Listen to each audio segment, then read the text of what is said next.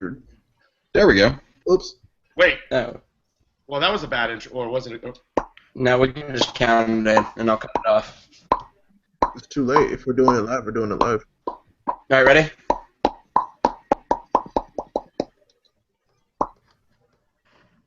What's up, everybody, and welcome back to the festering pit of lunacy that is Neek the podcast. All right. Home of the four horsemen of the nerdpocalypse. I am the glorious geek samurai Kiko, flanked by two Neek singers, Tiffany and Nia. You guys can say hello. Hello from the other side. Yeah. What? See, I appreciate you. Thank you so much. And of course, with me as always is the I was about to say the fanatic with the schematic, but Josh is the demon sour cream. Oh, here we go. I am indeed. Rachel Finney. Josh, what's going on, man? It's going. I got to go see Captain America early, so We know, everybody guys, listening is gonna hate me. We know. And our fanatic with the schematic. Fantastic. I didn't see Captain Ancestry to America. the Revolution. Ray, Galley, Hawkmoon, Fatman, Mini Nuke, Cheek Squeak, Williams, or, as his friends and family truly know him by his real name, Jethro Tull Gilligan Arthur IV Junior. Jr. These got a hands. Ray, how are you doing this week? Oh, I'm doing great now. Yeah. I vicariously saw Captain America through Josh, so all is well. Hey, I Oh, offered for you to come if you Yeah. drove down here and then drove to Houston with me. Yeah, you know, that... Because it's so easy to do, Josh. Yeah. That 24-hour journey would have been great. Worth it. And, of course, our artist formerly known as the luscious ladylocks of Lady Argonians, the prepubescent, preverted, pony of pontificating, Nick Lieli. Nick, what's going on? I'm not wearing pants because we don't have to on this podcast. Well, I didn't get the memo. Thank you. Because the webcam doesn't go that low, and if it does, then we wouldn't be safe for kids. Good to see you. We have never We're been still safe. not safe. As When the have Jubilee we been? episode. Toll booth operators and webcam people don't have to wear pants. End of story. Both of those are false. Yep. I only said three things, Josh, so We're go not... see Captain America again. Okay. Bye, Felicia. That's such a terrible punishment. Au revoir, les Felicias. Yeah, I was mute about to myself. say, we got to say it like that from now on. Yeah, It's gotta be in Unbreakable French. Kimmy Schmidt Season 2 came out on Friday, so when I got home from Civil War, I couldn't sleep since I drank 2 or 3 energy drinks and some coffee on the way home. So I started binging it, and 3 minutes in when Titus says that, I just lost it. Yeah. I absolutely lost it. Started busting out laughing about 4 o'clock in the morning, and I think I woke the whole house up, but it was so worth it. Totally. And we've actually got a special guest for our extravagant musical 50th episode, a man who went out of his way to give Ray the most precious gift other than life itself. Aaron, I mean, it's top 5. it's top 5. It's top 5, because it's definitely not the one that's more precious than life, because That's that's true. something none of us can give Ray. Right. Dead Parents is number 1 for Ray. Definitely top 10. Hunter's got to made the list. Top 10. Our good friend, Aaron Idris Morris. Hi, Aaron. Hello. I was actually wondering if I could start by asking a question. Yeah, that's fine. It Have any of you depends. guys Just seen, did. have any of you guys seen Captain America? I have! Well, We know. We know. Man, I'm going to hold that over you for 3 weeks. God. 2. I hate you, 3. Jesuit. 2. Comes out May 6th. 2. God. Josh, do you bleed? You will.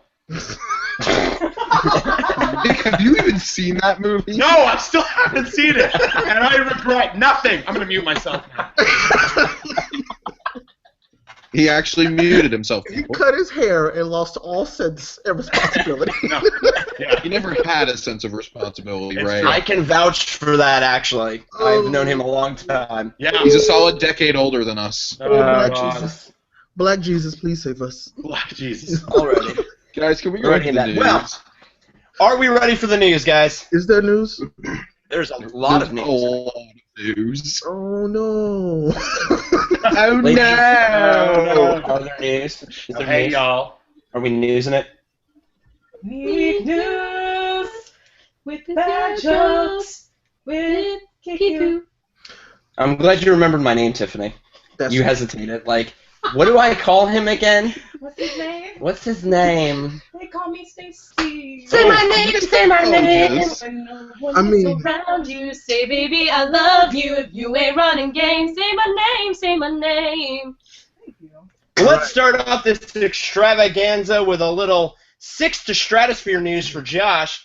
We reported on episode 49 and a half. We wasn't ready for 50. That Kingsman 2 is a real thing, but we recently received the first teaser poster for the film, released by Taron Egerton, or He Who Should Have Been Spider-Man. The poster teases that Colin Firth's character, Harry Hart, is not dead. And also with this news, we bring the casting of Channing Tatum in an unspecified role, Julianne Moore as the unnamed villain, and in talks is Sir Elton John himself. The film looks to be jumping the pond to the U.S. and will have the American version of the Kingsman, known as The Statesman, headed by Ted Cruz, because let's be honest, he looks like he's killed a few people for sport, # Zodiac Killer. It's true. Too soon. We should also note that Halle Berry is in talks to join the cast as a villain. Yes. So, I The guess cast this is movie- pretty much rounded up because they're going to start filming really soon. I really hope that she's Sam Jackson's mom. I guess I just want them to go completely Sam insane Jackson with is this like movie. a solid decade older than Halle Berry. Just like you and Josh, but it's fine. Oh, I knew that was coming. You're setting him up for this shit. Open the That's door. what I do, man. I'm gonna These say hands it, now, Ray. I'm a year younger than him. We are sprightly and good-looking men. The other one that came out, they did a second teaser poster with Channing Tatum that they let him put out, which was basically inferring that he was going to be American and that he grew up like hearing about British secret agents and this and that. Like his mom always told him they were respectable and this and that. So it's gonna be really cool. But if we don't get a gratuitous Jonah Hill cameo, this movie is all for nothing. I really hope so. I need to see Just him go and say, shirtless just merge running everything around. at this point. Men in Black, Jonah Hill, everything. Yep. Just give me more Channing Tatum and Jonah Hill together. Kingsman in Black? Is that what we're going? Kingsman in Black 24? Black Kingsman? There needs to be one, goddammit. Cube. We need Cube if we're gonna do this. Well, let me get Aaron, were you a fan of the first film? Yeah, I did like it. It's not one of my favorite movies, but I thoroughly enjoyed it. Definitely top 20. I get it. A very underrated movie for that year, for sure. Was it really underrated? I think a lot of comic book fans and fans alike really enjoyed Well, it. considering the I know a trailers lot made of it look people- like crap. Yeah, Yeah, well, a lot of people were like, I didn't want to see it because it just looked terrible, and it, they just didn't, they didn't know. Well, Yeah. as the story goes, Josh didn't want to see it, and then I was like, no, you need to go see this film. And he went to go see it, and he called me, and he was like, thank you, I needed to go see that film. Yeah, I mean, that's an example of where your marketing is so crap, but then the movie is so unexpectedly good. So you go in with no expectations. I think that's part of what made it so much fun. That's why I'm really afraid of the second one, because as much as I want it, it's gonna have a hard time living up to the cult status that the first one is The achieved. church scene. Like, they can't copy it, but they also need something to top that church scene. Dude, Elton John, Rocket Man. Elton John killing an entire church to Rocket Man? I mean, I'm okay with that. Well, moving I on. still go for Jewish synagogue. Yeah. Let my To the people go. To the Let my tune of people Crocodile Rock, yeah. go. I would say Saturday Night is all right for fighting. That's the one I want. No, Yeah. can you feel the love tonight, guys? Can you feel the love tonight? Good job, Josh. Tonight. We told you, it's a musical episode. Well, the evil mouse empire strikes again after giving Batman vs. Superman a week's worth of the zeitgeist. Disney dropped the first teaser trailer for Rogue One, a Star Wars story, showing off Felicity Jones' Jyn Erso with flowing lady locks finer than Nick's and setting a much darker tone than any other Star Wars film before it. Highlight of the trailer was a quick scene of how dangerous it is to be a stormtrooper when Donnie Yen is sweeping his front porch. That's a great metaphor. This looks friggin' awesome. And I'm not saying was me, but I've noticed a lot of people going, it doesn't have the Star Wars feel to it. And that's true. It really doesn't. Like, it didn't inspire the same feeling that I think most Star Wars films do. But I kind of think that's necessary as well. Like, it can't always be just Star Wars, right? Right. I mean, that was something Gareth Edwards was really clear about from the beginning, especially when he did the interview at Celebration last summer when we got the first real trailer for The Force Awakens. He released a concept trailer, which was the TIE fighters flying over Yavin and with the Death Star in the sky. He said he wanted to be something completely different that had never come before in Star Wars because the anthology films aren't the main series. They're not the main focus. They're not about the Skywalker bloodline, etc. And that this was essentially Saving Private Ryan and Zero Dark 30 in the Star Wars universe, which, seeing this trailer, you definitely get some of that vibe. A little bit grittier, yeah. Right. It's dark and gritty. Like, he specifically brought in, his entire crew is made up of people who worked on war films. I mean, the cinematographer is the same one who shot Zero Dark 30. So it looks really, really cool. I like the dark and gritty feel. The AT-ATs on the beach was an awe-inspiring scene already. And the movie looks to be, they're doing a lot of practical effects also. You know, we'd seen some of the set pictures of that whole beachhead scene before. They're trying to follow the same tone, though, that J.J. Abrams did in The Force Awakens, in a sense, because, yeah, it's dark and gritty, but it's really bright and vibrant also, which that's going to have to change eventually. There's going to be a movie that's going to be so dark in this universe, they have to take away the bright colors, because that's one of the first things I noticed was how much brighter this is than A New Hope is. I want the dark and gritty film to be the Obi-Wan spin-off film. I don't want that at all. No, that's why I want that to happen. I really feel like this is going to surprise a lot of people. It's already confusing people, though, which was one of my big concerns last year when Force Awakens came out. When we actually did the spoiler cast, and I said, it's going to confuse a lot of people. Why aren't they just doing episode 8? And I felt after episode 7 they needed to hold this movie back. I still kind of feel that way, that this shouldn't be coming out for another couple of years until after 8 and 9 are done. People are already starting to think that, like, hardcore Star Wars fans got confused because if they didn't know about Rogue One, they thought Diego Luna's character was Poe Dameron because they look really similar. So it's going to confuse the general public, but it looks awesome. And I only have one doubt remaining, which is the script. Well, I know Aaron's excited because he just got a BB-8 tattoo. Definitely, yeah. I was excited for the movie as soon as they said Donnie Yen, so I'm in for this one 100%. Yes. They pretty much gave me Donnie Yen instead of lightsabers, and I'm okay with that. Felicity Jones is great too. You see her in The Theory of Everything, and she's fantastic. I mean, this is possibly the best cast we've ever had assembled for a Star Wars film. And I said that last summer when we got the reveal. You got Felicity Jones and Diego Luna, and the two leads. The villain lead is Ben Mendelsohn. You got Forrest Whitaker, Mads Mikkelsen, Alan Tudyk, Donnie Yen. And then you see they're doing a lot of connectivity with the prequels and with the original trilogy. Mon Mothma's showing up in this. It's the same actress who played her in the deleted scenes for Episode 3. So there's some really cool stuff going on. Now I'm just holding out for Jimmy Smits to come back as Bail Organa. It's really scary how much the girl who plays Mon Mothma looks like the original actress. Holy crap, yeah. Like, it is frightening. I mean, there's so much care being taken with these films that I'm not warming to the idea of a Han Solo film, but I believe that it will be of good quality, if nothing else. Kathy Kennedy is doing an amazing job over at Lucasfilm right now, and Disney is staying out of the way. Except for Indiana Jones 5. Yeah, I mean, I think they recognize that Star Wars and Marvel are their big money makers, and they're going to stay out of the way of those. But other franchises that these studios might control, they're going to put their hands in a little bit more. This looks so cool. Everybody just kind of needs to stop with dispel with the notion that Jyn Erso has to be related to Rey, or this and that. Like, why can't they be their own independent characters, not related to anybody?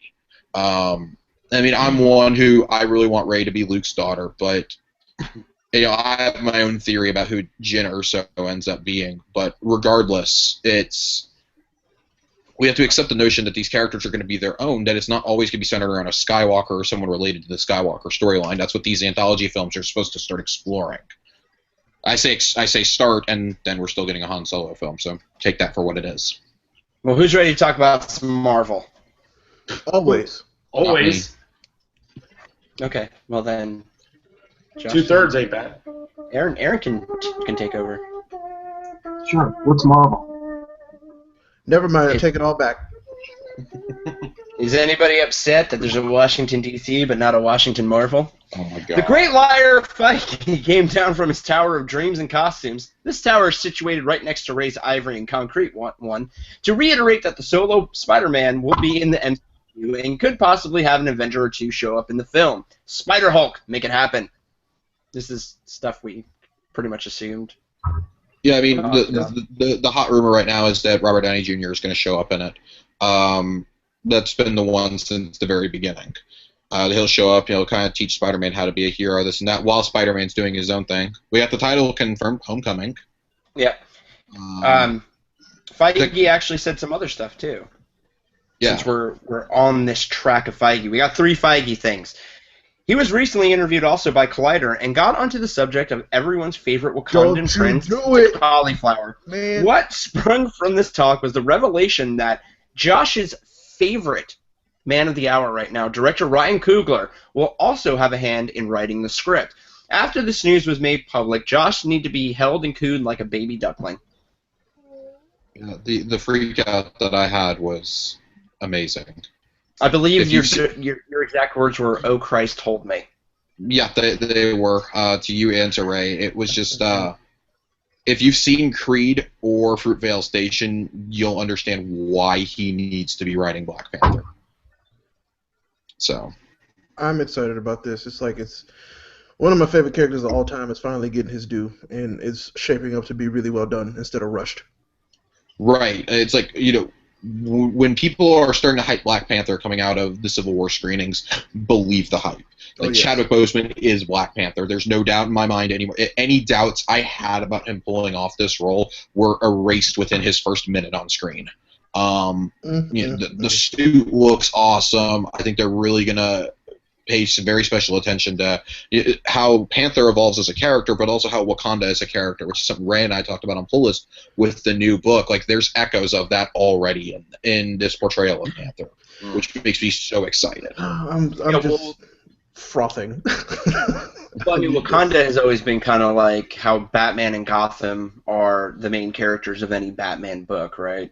Like this series, like he is a direct representation of Gotham, as Gotham is a direct representation of him, and that's the same with Wakanda and their princes. Is that it will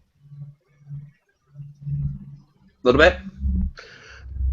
Yes and no. Yeah, there's a yes and no. I can see how they're connected, but there's a difference and a whole different conversation we can get into, because Batman needs Gotham, while Panther I don't think necessarily needs Wakanda. No, we've seen T'Challa leave Wakanda a lot. He in the most recent arc before Secret Wars, he actually left Wakanda. So, we see it get completely wrecked, and yeah, that sends him on like this whole like vengeance path that plays out over 3 years. But it's not vital to him, whereas like he allows himself to move past that, whereas Batman doesn't allow himself to move past Gotham. Like, he's always anchored to it. Even when he gets the Mobius chair in Darkseid, where he has the powers of a god, he doesn't allow himself to leave Gotham. Yep.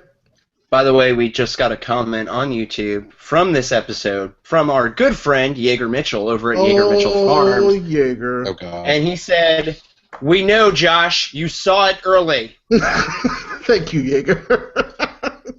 Not my fault it's been written into everything.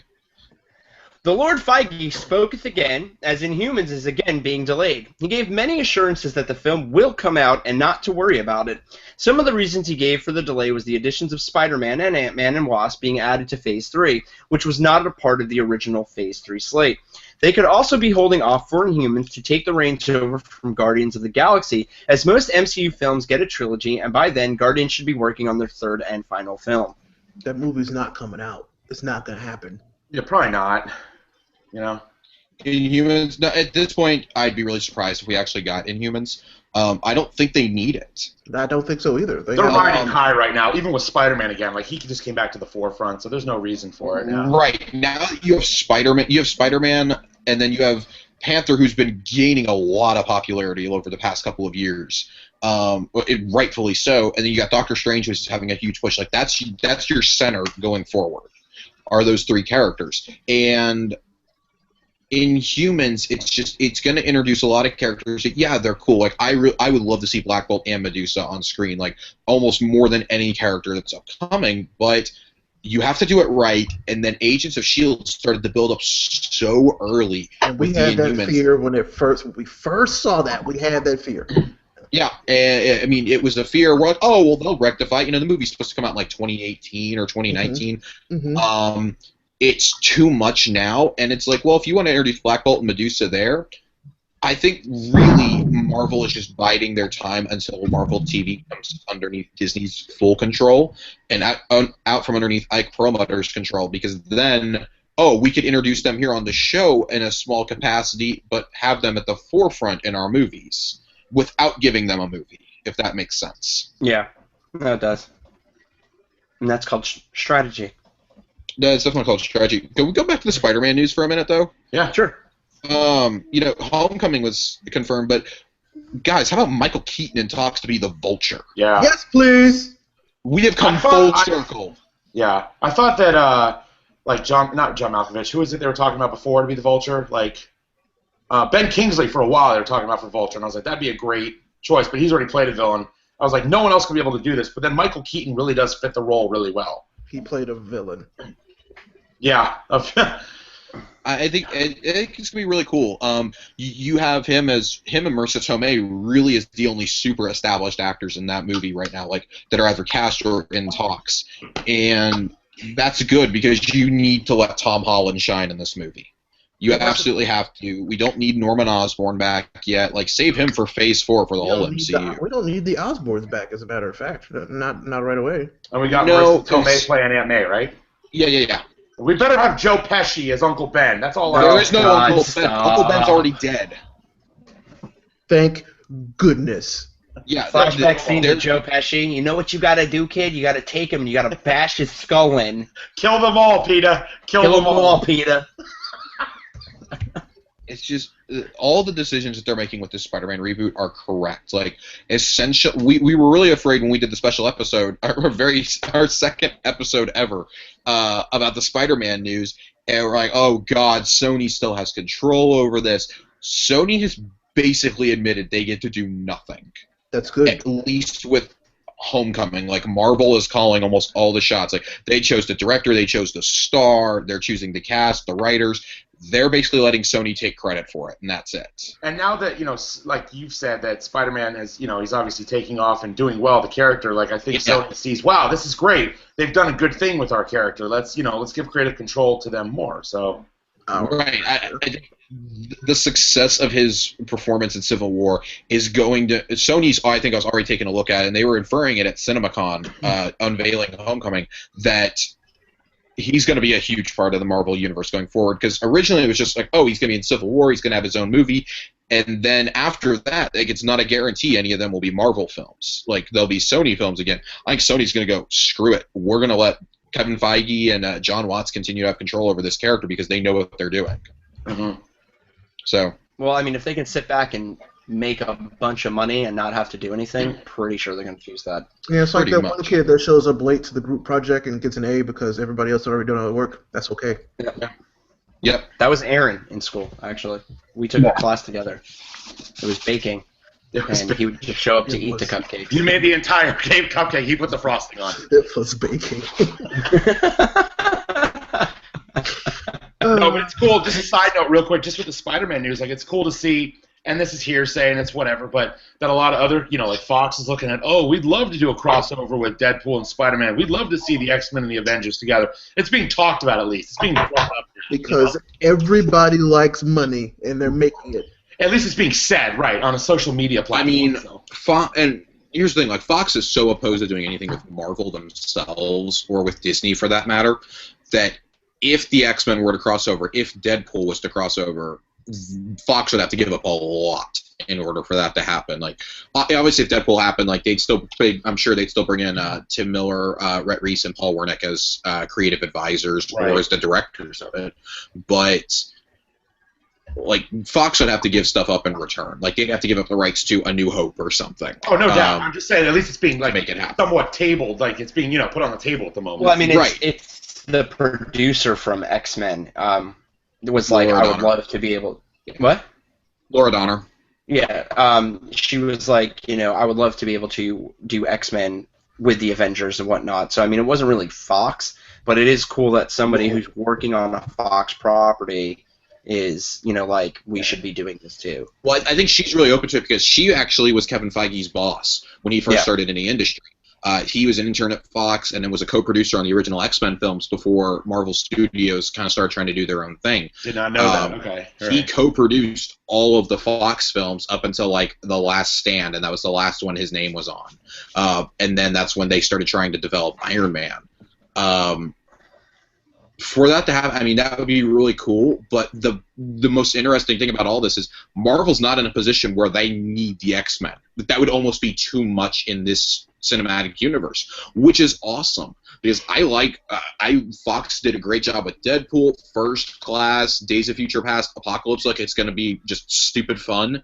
Yeah. They don't need those characters. Like, yeah, if you were to cross them over using the Infinity Gauntlet or something stupid like that for one movie, let's do it. Like, I've been saying, I would love for Thanos to, like, rip a hole in reality and have Deadpool just, like, pop his head up, look around, go, nope, and then back down. Like, I would love for that to happen. Yeah. Like, that's how the Hellcarrier gets there or something. It crashes through the portal. Right. Something wacky like that could work, but it's not. You don't have to have it. That's the coolest thing about just how good Marvel is doing. If they were failing after the Avengers or something, yeah, I could see them, like, begging to bring it back, but they don't need to. Well, we've got one final bit of marvelous Marvel news. The Doctor Strange teaser trailer hit the world like a fireball blast from the hands of the Sorcerer Supreme. While not showing too much, it mainly focused on Strange origin story. Didn't light the internet up on fire. I know it lit me up like fire because, well, I love Doctor Strange and Benedict Cumberbatch. Yes. Yeah. You need to No. You said the that key man is word. Beautiful. You said the key word to her. She heard Cumberbatch. Look. I've got a Benedict Cumberbatch pop. You wanna hold Benedict on Cumberbatch? Benedict Cumberbund. It's... Cumberswatch? Look. Don't talk about my man that way. He is beautiful. He's great. I just want to let you know, this is the most excited I think she's ever been in her life. I love this man. Yes. Okay, I'm good. That happened on air. That happened on air. What hasn't happened on air in this show? Jeez. A few things. I can name a few things, but Well, public nudity happened, which is why episode 15 is a private video, so... don't bring that up. It still makes me want to hurt you. The Doctor Strange teaser looks really cool, though. I got a very Batman Begins vibe from it, which is good. I think they need that. Tilda Swinton looks awesome as the Ancient One. Anybody who decried her casting, just GTFO, because I haven't heard anything negative about her in that trailer, or about Benedict Cumberbatch. They look like they fit the roles so good. We saw Chiwetel Ejiofor in it as Baron Mordo. We saw a little bit of Mads Mikkelsen. There was an Inception vibe going on. It looks really, really cool. Even if it's not my most anticipated Marvel movie, I think it looks cool. It's going to be different. I think it's going to be like Ant-Man, and it's going to surprise a ton of people who maybe aren't on board with this first trailer. I think it's going to take the first full one that's not just a glorified teaser to get people on board. Probably the one we get at Comic-Con this year will just light everyone up. Well, I mean, I that's like- because Strange is not one of the more prominent characters, and so people Right, are like excited 'cause we're they getting don't- into deep cuts right now. Right. It's like, to me, it's like when Guardians was first announced, and people they don't know the Guardians. They don't know Doctor Strange. So Yeah. it'll be the proof will be when it actually comes out. People will be like, oh my god, this is amazing. People will go see it because Benedict Cumberbatch is in it. Well, let's I be think honest. that's Like, gonna that bring- name that's- will put butts in seats. Yeah, Oh, of that's going to course. bring a lot of people in. But I like how the teaser trailer primarily focused just on Strange origin story It didn't really show anything else. It didn't even show him as the Sorcerer Supreme, really. Just that like flash shot. It's just a teaser. I mean, I firmly believe everything we saw in that is probably in like the first 45 minutes of this movie. Yeah, exactly. And that's awesome. Like that's how teasers should be going forward. If it's the first trailer, we shouldn't be seeing everything right away. Well, we haven't heard from my baking cupcake friend Aaron here recently. Aaron, Doctor Strange, did you watch the trailer? Yeah, I watched it. Pretty stoked about Benedict Tortellini. It's going to be awesome. So I just wanted to say that. Honestly, I just wanted to say that. I mean, was it like you went in front of a refrigerator with like a really thin shirt on and the chicken was done when you saw it? Were you like Benedict Cumberbatch? I like what Josh said too about. I got the same thing when I watched it, the Batman Begins type vibe. Which could be great, man. It could turn out to be a great couple of movies about Doctor Strange. Well, see, that's good that you say that, because I know for a fact that you have the biggest man crush on Bruce Wayne Batman probably ever. Ever, yes. Bruce Wayne Batman? Bruce Wayne Batman, yes. George Clooney? He has a tattoo, actually, of George Clooney as Batman on his back. Yeah. That was untrue and unkind of you to say. I'm trying to get the nipple bat suit. That's phenomenal looking. Did you actually, speaking of suits and whatnot, new suits, did you guys see the new Ant-Man suit? No. Yep. Josh, we know you saw it, Josh. God damn it. Yeager is rolling over in his grave right now. Yeager is not, why would you say that? Oh, yeah, that's right, sorry. I just used the expression. I don't know what it means. Sorry. You are not Ray, person. Stay out of the death realm. Ray deals with death. No, I do not. I am not the king of the dead. Yet. Shut up, Josh. Ray, if I bought you a Black Panther costume for Halloween, would you wear it? Of course. Ray, your new name is Jethro Tall Ray's new name is Jethro Tall Undertaker. Undertaker? That means everybody's getting a pile driver. Tombstone pile drivers for everyone. Ray's just running around Wichita. You, Tombstone, boom. You, Tombstone, boom. Choke slam. Dun, dun, dun, dun, dun, dun, dun. The music's playing in the background. Oh, God. Please change that to your ringtone. It might be. Might be my new one. Fair enough. And what could be reaction to the reception of Batman vs. Superman, speaking of death? Warner Brothers is making some changes to its future movie slate. They will be scaling back on homegrown films as they released an industry-leading 21 last year, and have added 2 DCEU films and bumped the release date of Wonder Woman up by 3 weeks. The 2 movies being added will most likely be Big Barda and Plastic Man. Ha, ha. Big Barda. That's a real character. I mean, I know. I can't make this shit up. I know. And I just want it to happen just because you said it. Just let it happen. Big Barda. I think we're. She carries a I big think we're all in stick. agreement. Yeah, one of them has already been announced. It is the Batman solo film with Ben Affleck, not only directing it, but it looks like, or not only writing it, but he has been confirmed as the director for it. The other rumor floating around is it will be Man of Steel 2. Ray, Man of Steel 2, as my other Superman aficionado, what do you think about that? Confirms that the ending of Batman vs. Superman was a sham, and they knew it. But how do you feel about them trying to explore further this version of Superman? They have to, because at this point we still don't have very much about him at all.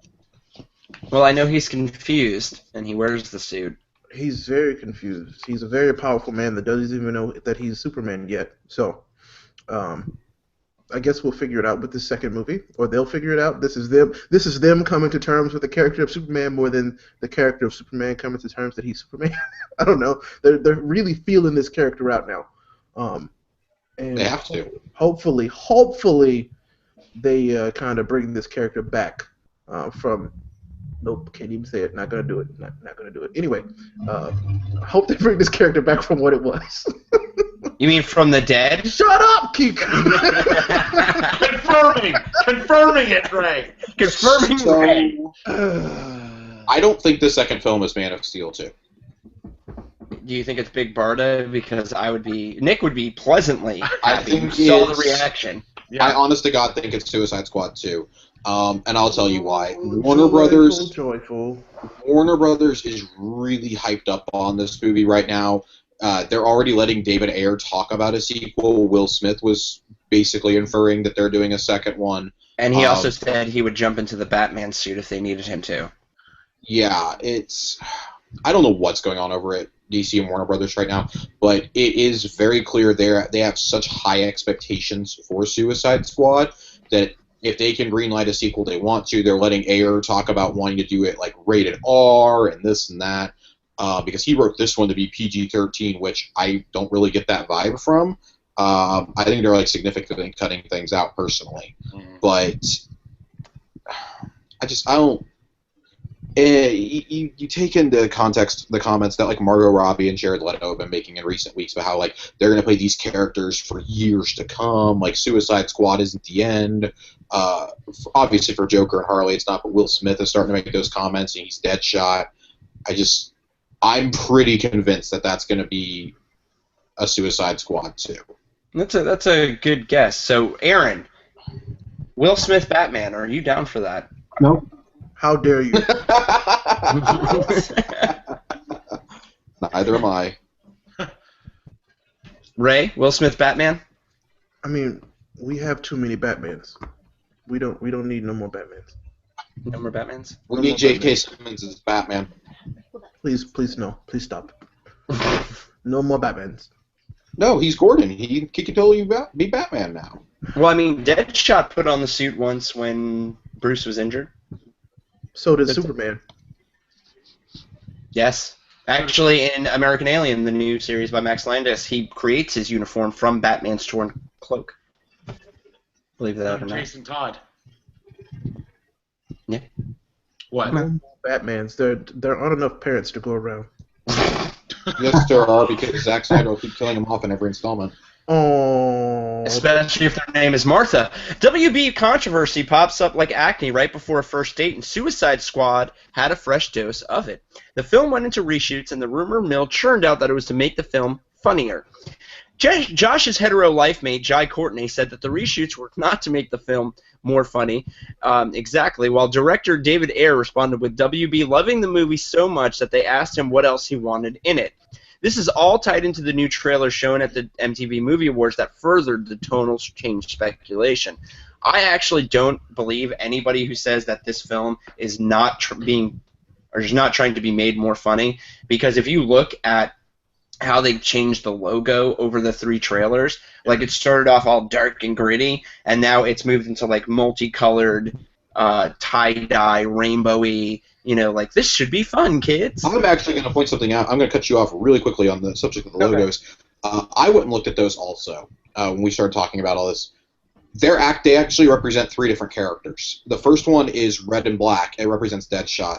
The second one is a little bit brighter, and it kind of has like a Harley Quinn makeup feel to it. And then the last one, with it being like really green and purple and stuff, that's Joker. Interesting. Just something to think about. Food for thought right there. Well, Hot I agree. is going to have a heyday. I agree with. Well, I keep saying Harley Quinn looks like she shops there. So, no, I fully agree with the tonal change though. So continue.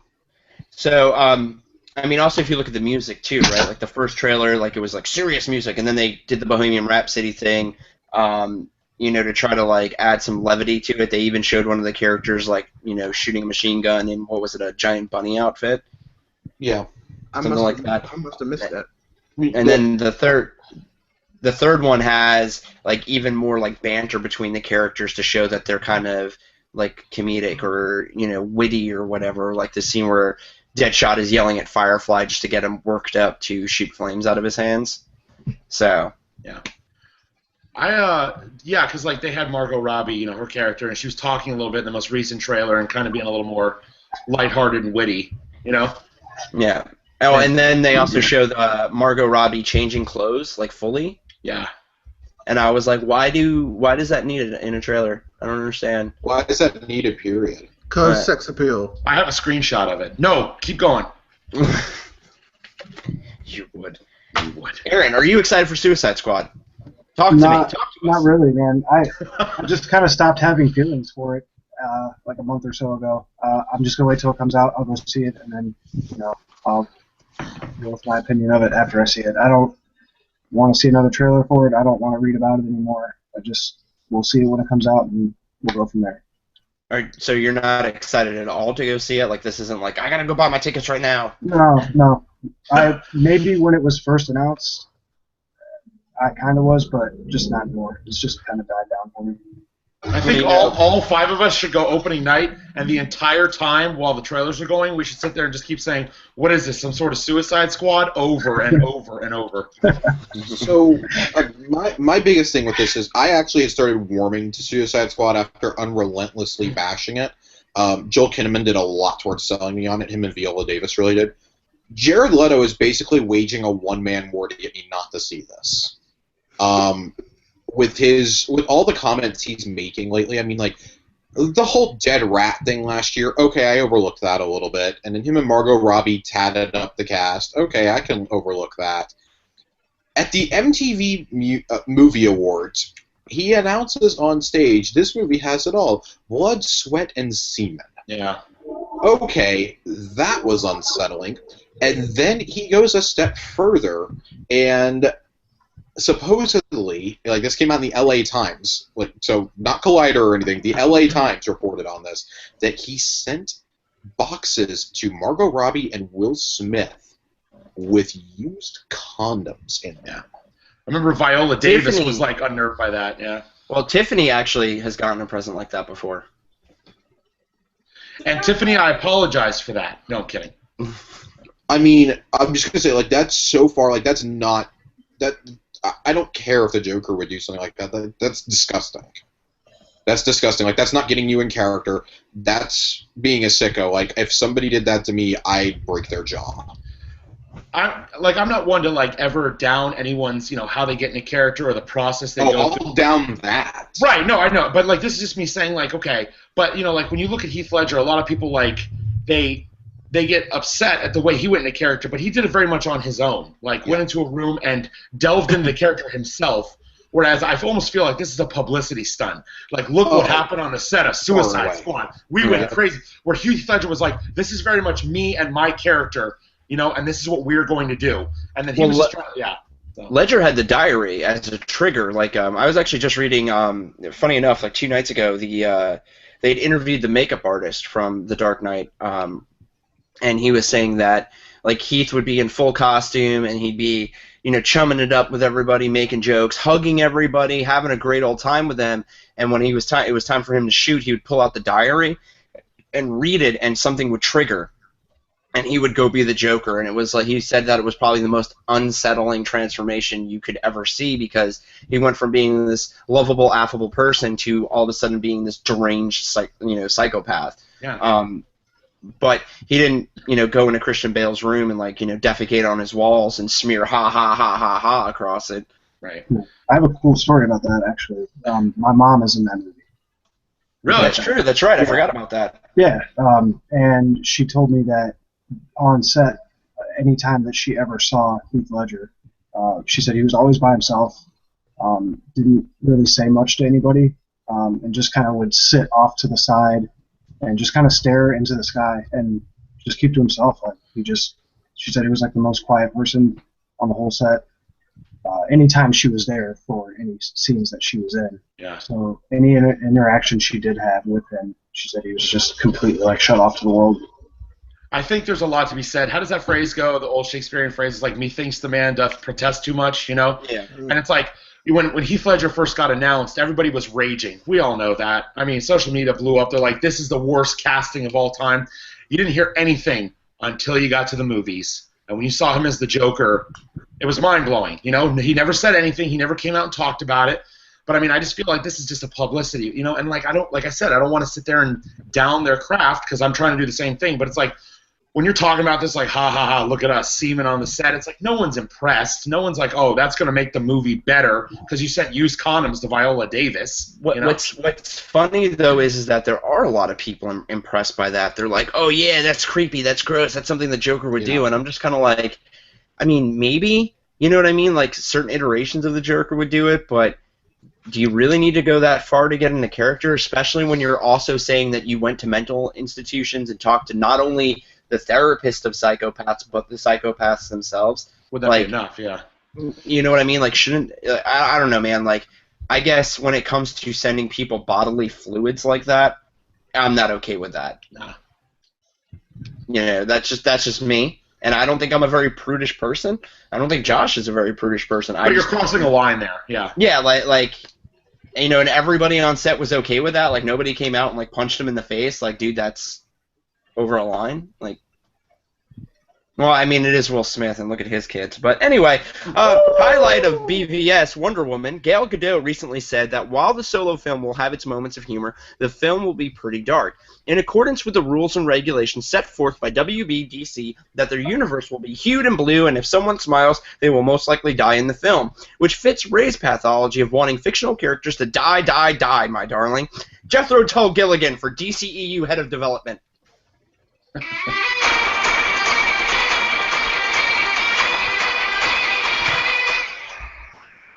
Good. Well, we need explanation and backstory. I know. That's why we're getting the Wonder Woman movie. Touche, sir. You win this round, Ray.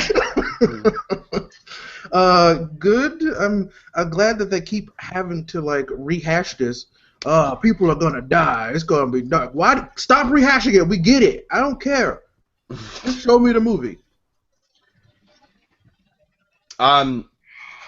What's funny is even in the like the newer Wonder Woman books, because I know I'm reading Legend of Wonder Woman, and I just read Earth 1 Wonder Woman.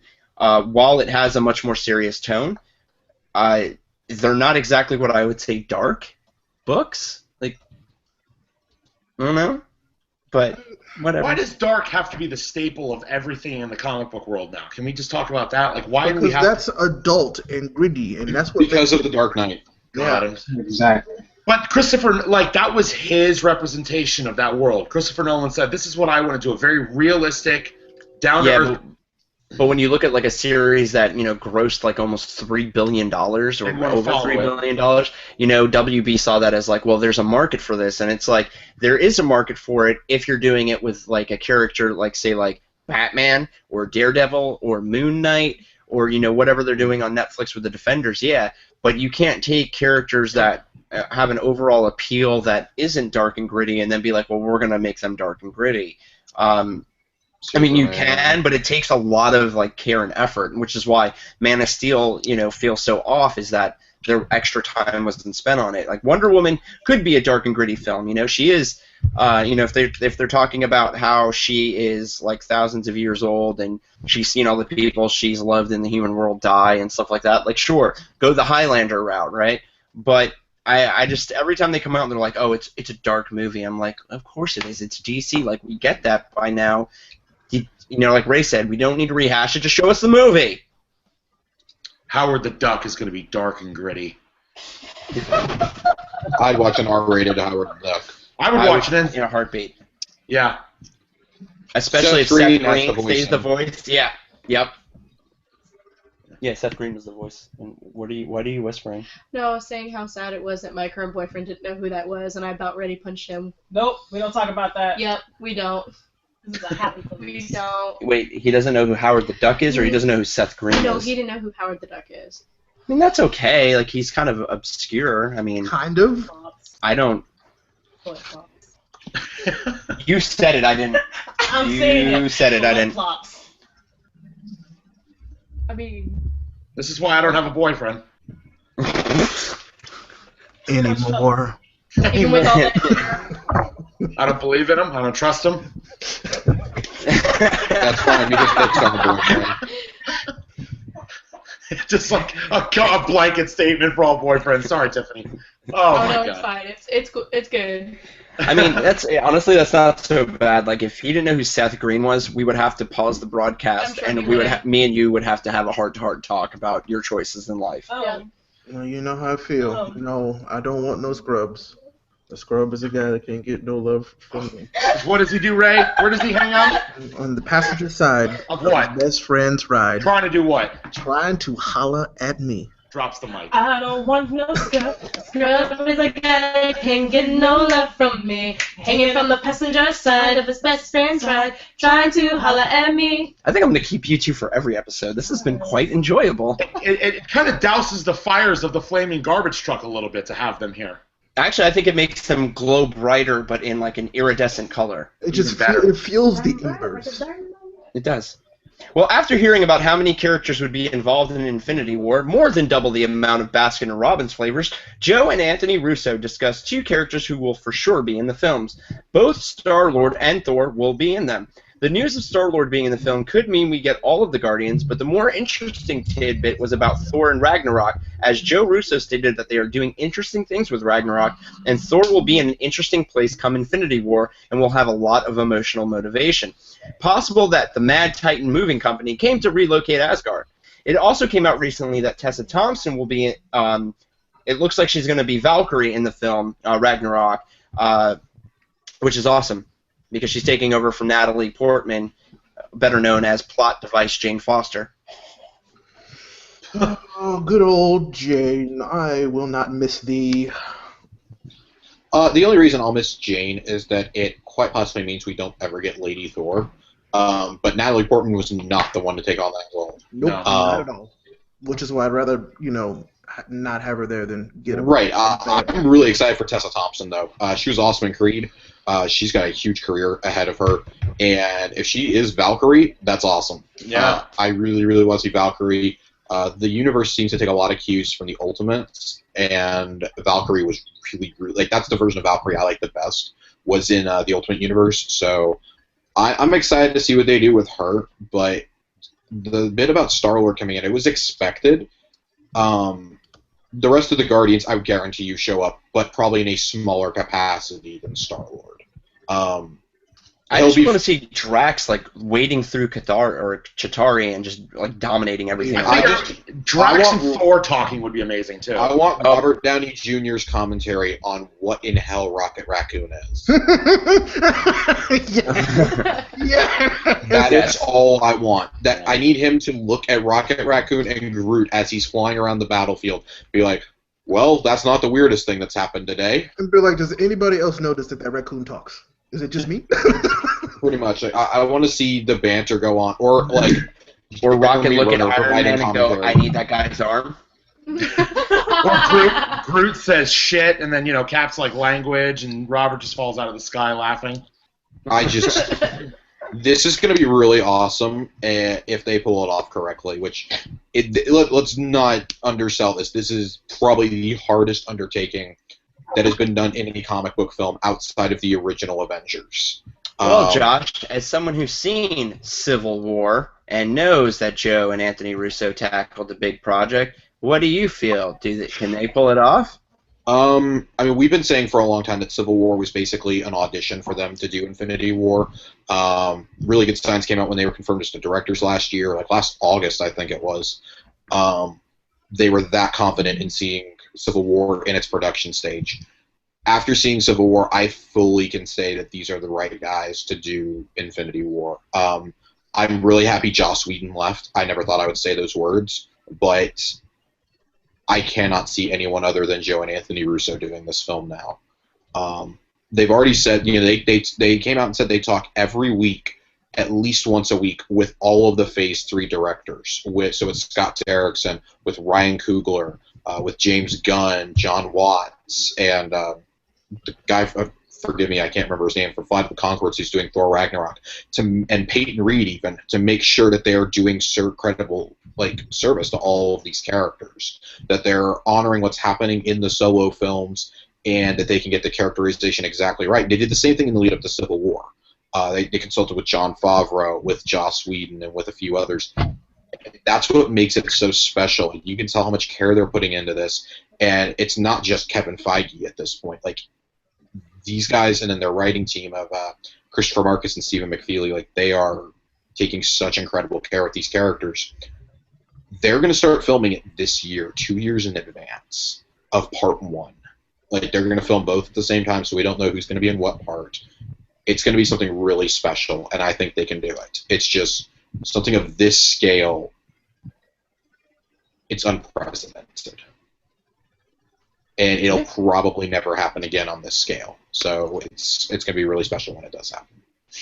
Well, let's flip over to the other side of the Marvel pond at Fox. Casting news out of the final Wolverine film, as Boyd Holbrook has been cast as a villain in the film. Known for his role in Netflix Narcos, his villain will be the head of security for a global corporation trying to track down Wolverine. Keeping with the new tradition of the new X-villains, his character will have a code name, and it will be Fantastic 409. It was also revealed that Patrick Stewart will reprise his role as CIA head Avery Bullock. You need to stop. You must be stopped. It's Ray's undertaking to stop you. Boyd Holbrook being cast is really awesome, though. Narcos is a great show if you haven't watched it. He's one of the main actors in that show. Really, really cool. I don't know what he's going to do. Like, this is becoming less of an Old Man Logan film and really becoming an extension of Wolverine himself. So that's why I was like, last year, like, don't get too excited when they say they're going to base it off Old Man Logan. This is not Old Man Logan. This is quite literally Grandpa Wolverine fighting random people. And it's at this point, it's getting really hard for me to emotionally invest myself into this film. Well, Patrick Stewart is coming back as Professor X. You know, So I'm that's going fun. to tell you, that does absolutely nothing for me in a Wolverine film. I go to a Wolverine film to see Hugh Jackman kick some ass, and I've been disappointed twice now. Yep. I've been disappointed more than a few times with Wolverine in the films. So I'm going to go into this exactly like I did, and I'm going to go in with zero expectations.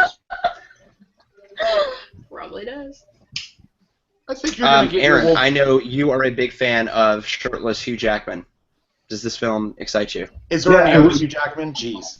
Yeah, I kind of have to agree with Josh a little bit just because I was more so excited when I thought it was just strictly going to be Old Man Logan kicking people's ass, like, you know, but the more stuff that's come out about it, it's just like, all right, I'll see when it comes out. For sure. Will Like, you I'll be still wearing go a see shirt? this. Well, Well, I'm you going watched to the be film dressed already. in the same attire that you wore the first time I ever came to your house. Oh my god. Oh, I forgot about that story. Oh, wow. Yeah. Please tell me it was body painted Jubilee. Is he wearing a bodysuit?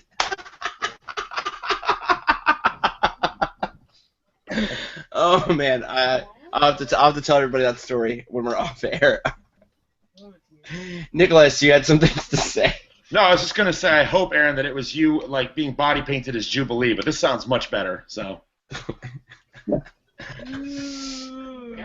Right, invite me over to play a friendly game of Call of Duty 4, and what a pleasant surprise when the door opens.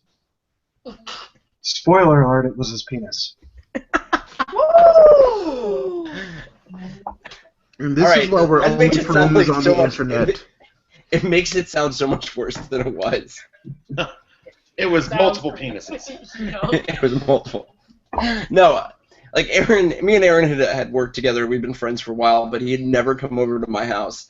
And I was like, back in the day, I was a little more crazier than I am now. Back in the And A I was, little. Whoa, trust a me. little.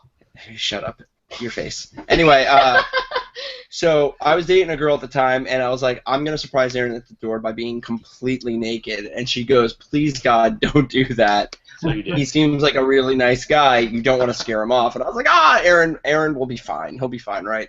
So literally, I stripped down, and I'm sitting on the stairs because we had a 2-story house, and I was sitting on the stairs, like, literally waiting for Aaron for, like, 20 minutes. And when the doorbell rings, I don't even look through the peephole just to make sure it's him.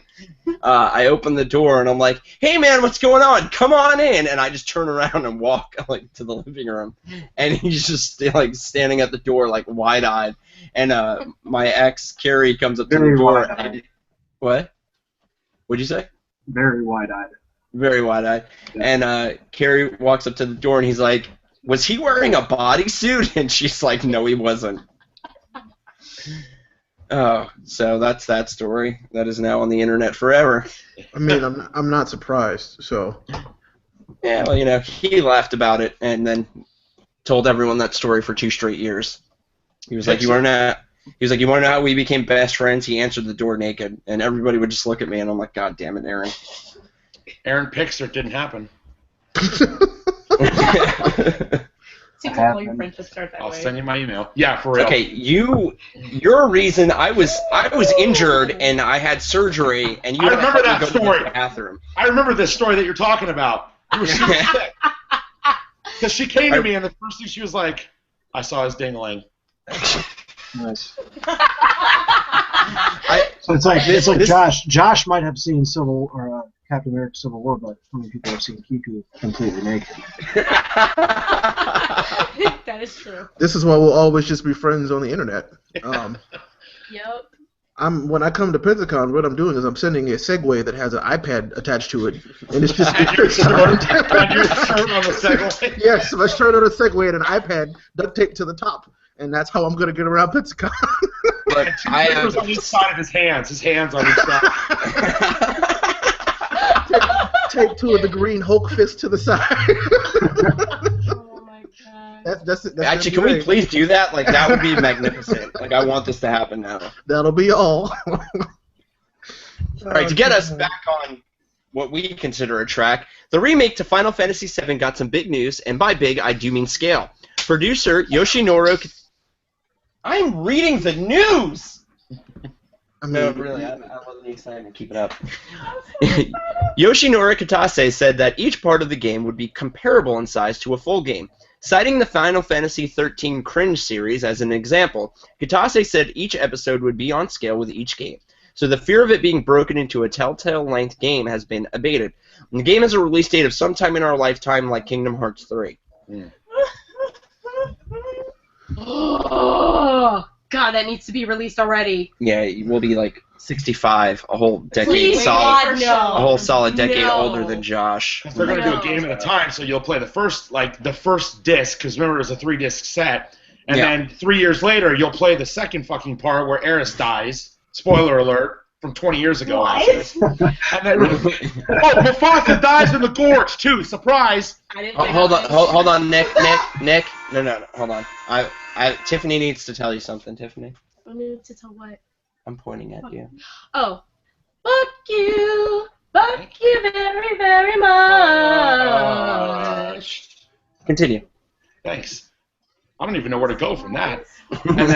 And then in 2055 you get to actually kill Sephiroth with Knights of the Round. So. Oh, well, I mean, the Knights of the Round will be like its own episode that they release separately from everything else. It's DLC. Yeah. It's DLC. Yes. And it'll take 2 days to download and 2 hours to watch. Yeah, Right. And it's 55 gigs worth of memory to do Knights of the Round. exactly. It'll be a teraflop.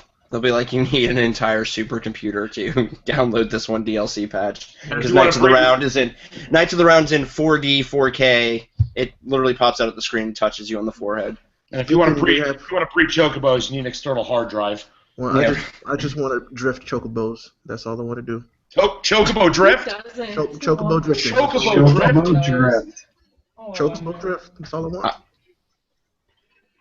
You do realize that more Fast and the Furious jokes are now coming at you. You realize I just made the best one we've had, so I'll take that. It's on par with Oa Drift, sir. It's on par with Oa Drift. Chocobo drift is my favorite.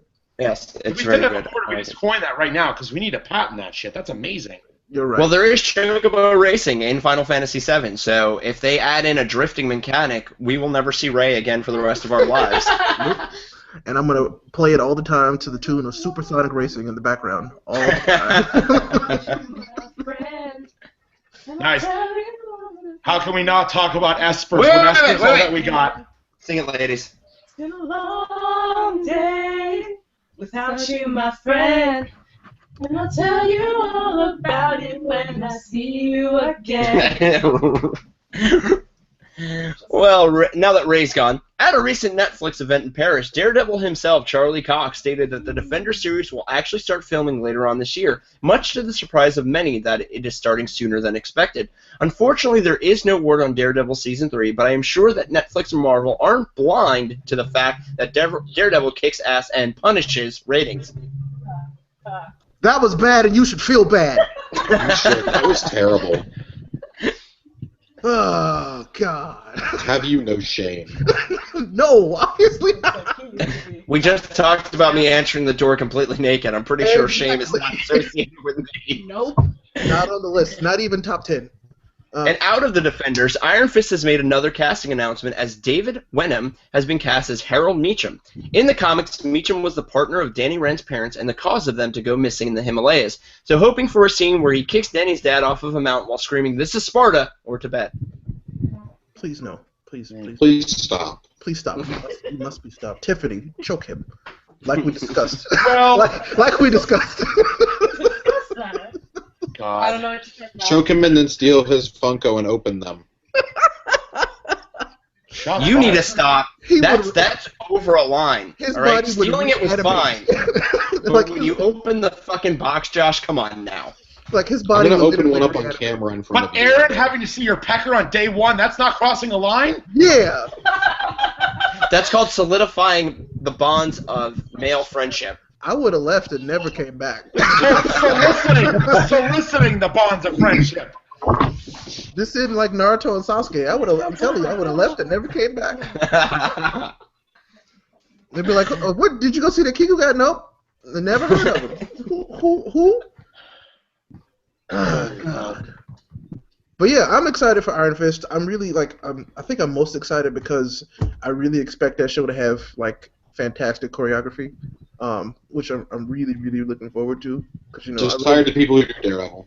that's what I'm saying. Like I love Daredevil, so I just expect this one to be just as good, if not better. So I want to see that, and Luke Cage needs to happen like tomorrow. Yes. I'd be excited Yes. for that. So Yes. So much so. because these Netflix shows have been on point. So we need more of these. So, Ray, have you finished Daredevil Season 2 yet? Nope, I'm working my way through it. Working my way downtown and walking fast, faces pass and I'm homebound. That's my favorite song. Just like we planned it. Good job.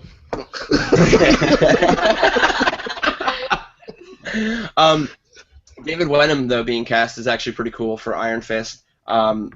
I really liked him in 300, and he does play a sleaze. I forget what else I've seen him in, but he does play a good sleazeball.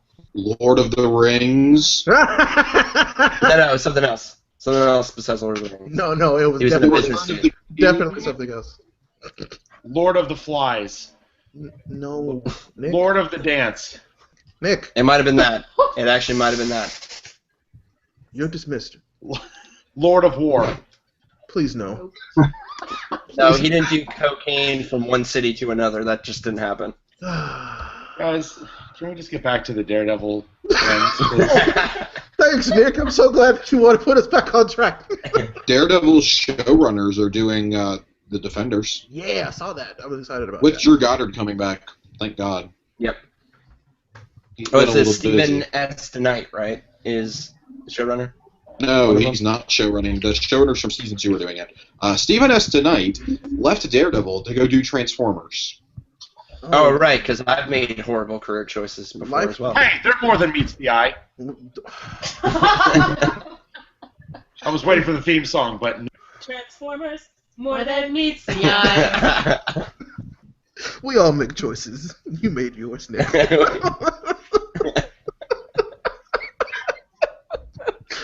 So, You just started a war. speaking of Netflix, Kiku, Yes, sir. what's happening with Netflix and Grandfathers? They're putting on Matlock, all the seasons. I hate you Grandfathered so into much. Netflix's $8 a month I'm gonna streaming mute them. service? Well, come May, prepare your wallet for a price increase to $10 a month if you want to keep the HD version of the service. If paying more is not your thing, a single stream in standard definition for the original $8 price. Shouldn't HD pretty much be standard nowadays? Another $24 a year? How dare they? So what's that? $119-ish, something That's like still a ridiculous value. that. Yeah, it is. I'm okay with paying this because they keep giving me things that I want to watch and that I enjoy watching at the same time. The Netflix originals are killing it now. The Netflix originals Yeah, are if I'm amazing. paying $2 more a month and I'm getting better originals, or I'm at least getting more that are as good of quality as they have been, it's gotten to the point where it doesn't matter what the show is about. If I see that it's a Netflix original, I at least watch the first couple episodes. If Just they because there's such good quality.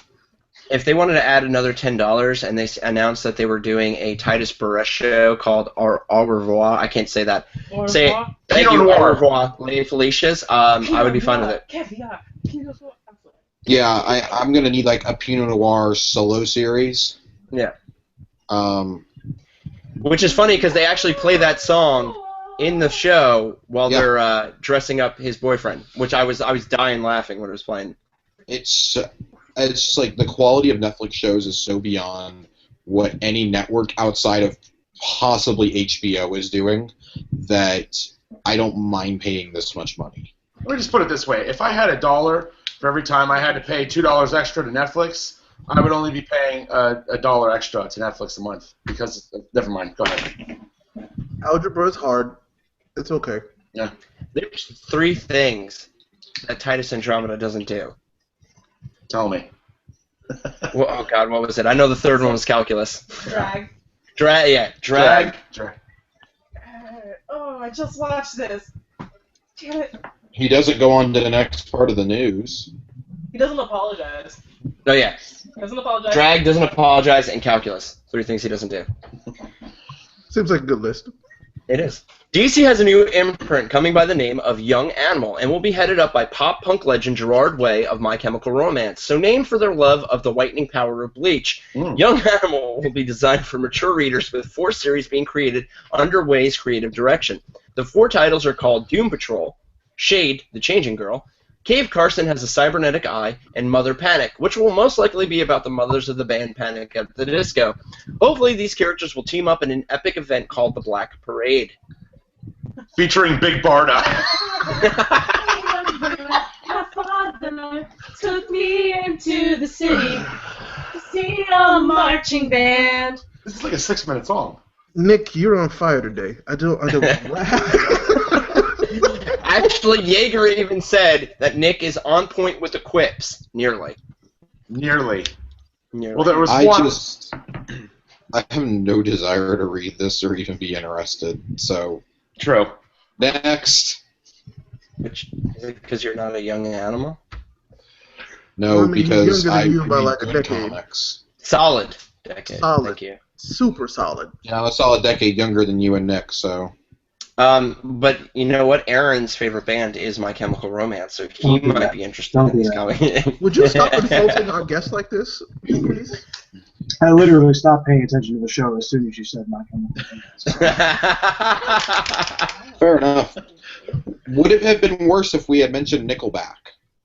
I mean, well, now the show. How the hell did we wind up like this? So you said the 2 names that are going to get us excommunicated from iTunes. So thanks a lot, guys. This is the last episode. The terms and conditions. We're now banned from entering Canada. Yep. We broke our terms and conditions. We're done now. As long as we don't diss Avril Lavigne, we're good, guys. We can still go into Ontario. So. I'm Well, pretty sure the last Regina would bit- still welcome us. Oh. Wow.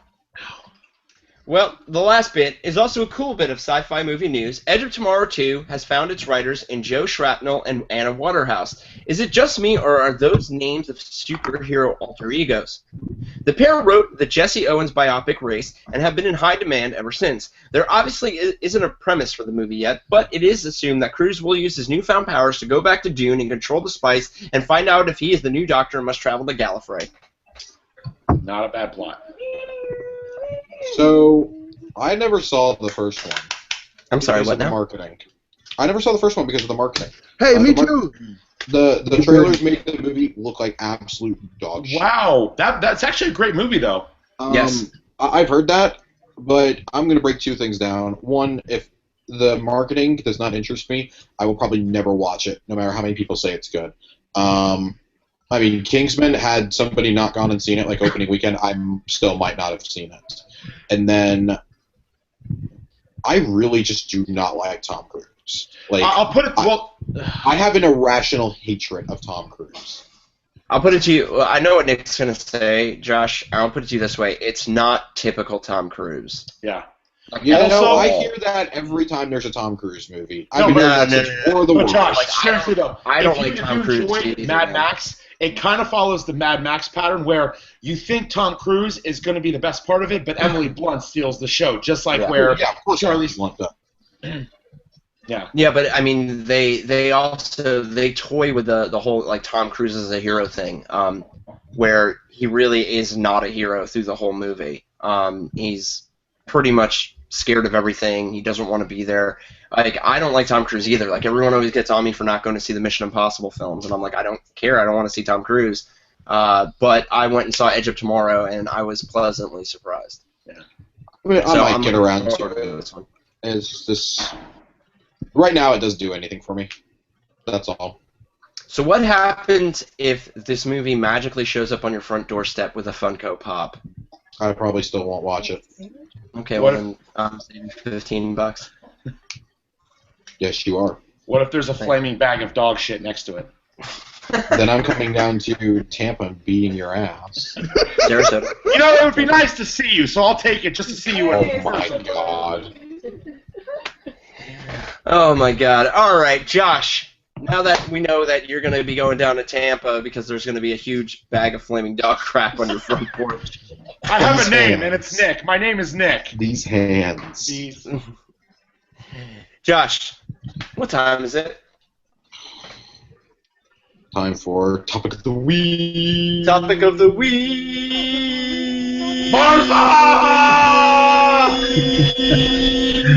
Topic of the week.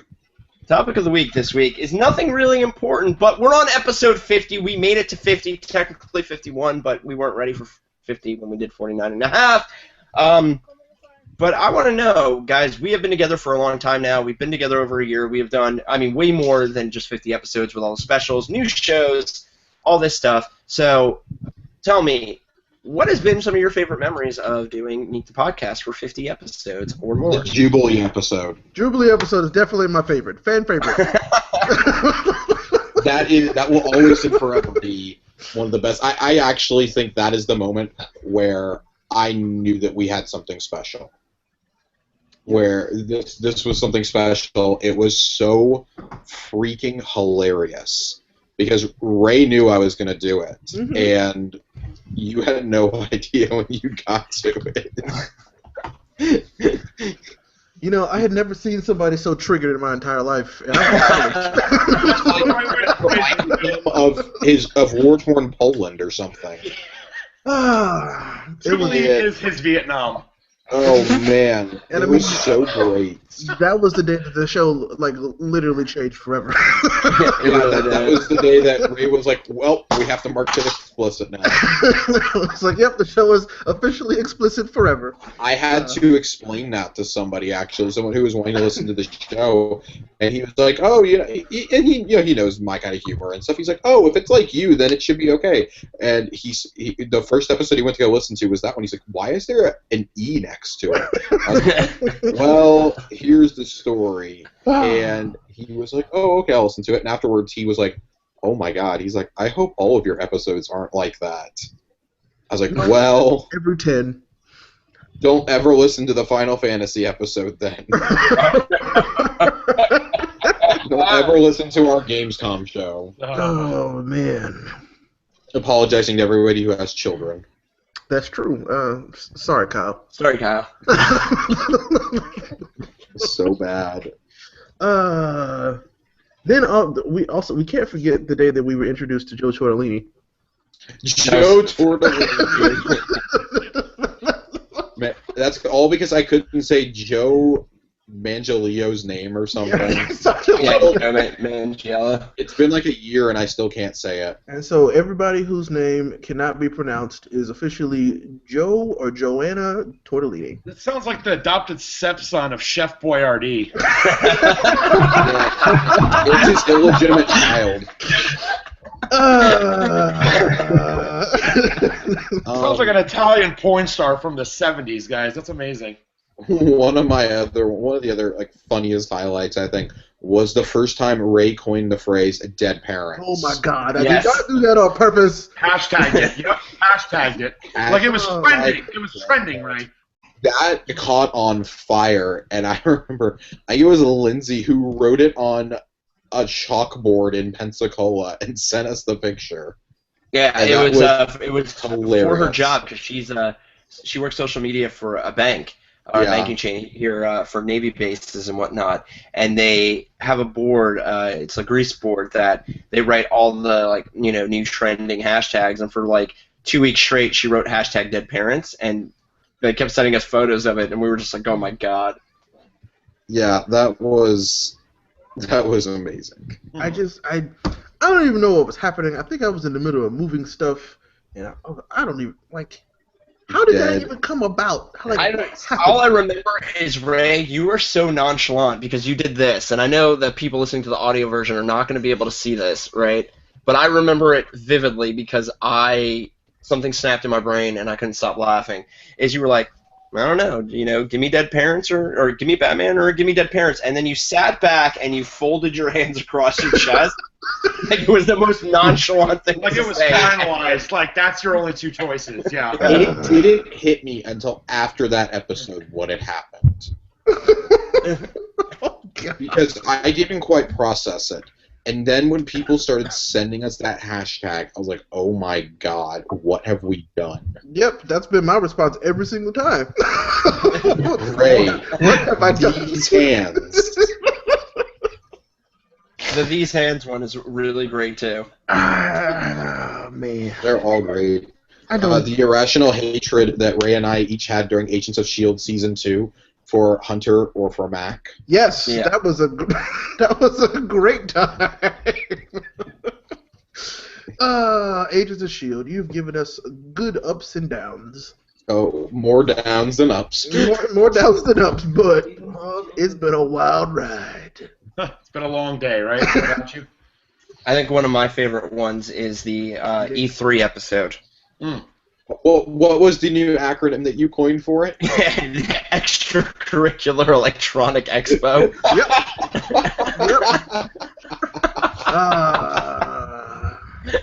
And I just remember Ray trying to tell me what it was while he was laughing, and he's like, "No, that's not how we do this." That's highbrow passive aggressive. I like that. That's not how it works. That's not how it works. And then all three of us started raging out about how EA spent an hour out of their hour and 15 minutes talking about basketball and Ball is life, son. Ball is life. Ball is life. And then we came to Burgle Hams because we were talking about how you could, how we could put in like our faces into the game and create our own characters. And I was like, yeah, I'm gonna take a picture of the hamburger. Yep. That's what that came about. Oh man. Hashtag Burgle Hams. I still think my favorite moment, because I've been on the show obviously the least long, but like, oh my God, the day that you were just raging at Ray, not knowing where he lived, and you're like, for all we know, your name could be Jethro Tull Gilligan. And I laughed all night. No, my girlfriend thought I was psychotic because I was waking up laughing about it. Jethro Tull Gilligan the Third. I couldn't stop laughing about that for days. That was amazing. No, the best, that not even saying it, the best was what happened afterwards when everybody decided to meme the shit out of Ray in the discussion group. Ray quit life for like 3 hours. Jethro Tull Ray in the streets, Jethro Tull Gilligan in the sheets. Yeah. That is... Well, one of our listeners, Justin Nominoff, went like hardcore at Ray. Ray posted those Han Solo pictures, the close-ups, and Justin reposted every single one with Ray's face. Oh, God. I hate every single one of you. Chelsea and I have some of those saved, and she will send them to me periodically. Oh, God.